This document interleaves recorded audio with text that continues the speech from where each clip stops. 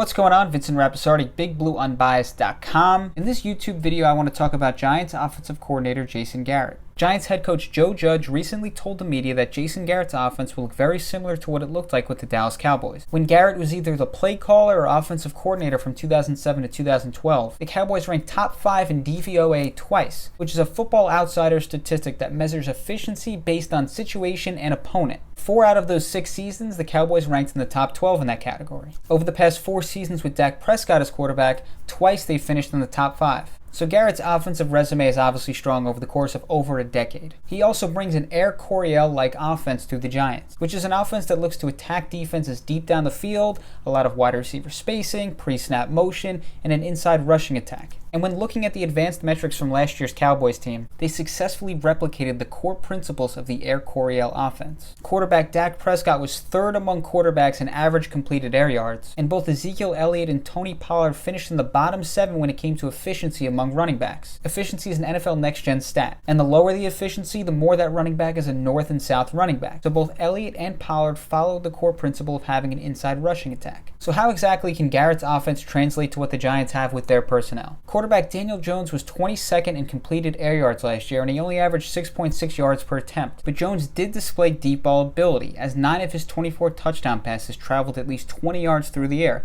which was tied for second best among quarterbacks last year. Running back Saquon Barkley has also performed his best when running inside. When running inside, Barkley averaged 5.4 yards per carry in 2018 and 4.9 yards per carry in 2019. Both marks were top 6 among running backs with at least 100 carries. The league average for efficiency last year was 3.87. Barkley had an efficiency of 3.66, so clearly he was more of a north and south runner, something that obviously fits Jason Garrett's scheme. Wide receiver Darius Slayton also seems to fit that scheme very well. Last year he was 11th among receivers in targeted air yards, while averaging 15.4 yards per reception. He's a home run hitting deep ball wide receiver. A lot of people are also concerned with the development of tight end Evan Ingram, mainly due to injuries, but this could finally be the season where he reaches his full potential. Under Garrett, tight end Jason Witten never had less than 63 receptions in a season, and when Garrett was the play caller or offensive coordinator, Witten averaged 92 receptions per year. Also, we can't ignore what the former Cowboys head coach did with Dak Prescott. Prescott was a 4th round pick. Last year, Prescott was 3rd among quarterbacks in expected points added, also known as EPA, and 4th in QBR. And overall, the Cowboys offense ranked 1st in yards per play last year. And while many feel like Garrett underachieved as a head coach, there's no denying how productive his offense was last year. And it's also interesting the direction the Giants went with this hire. Unlike Patrick Graham, who's still very much an unproven defensive coordinator, Garrett's successful offensive background spans over a decade. And this is a big year for the Giants. If they don't improve, Dave Gettleman can very well be fired. And when you bring in a new general manager, you never know who that general manager wants as his franchise quarterback. Which means if Jones wants to guarantee himself as the future franchise quarterback, he can't just be average this season.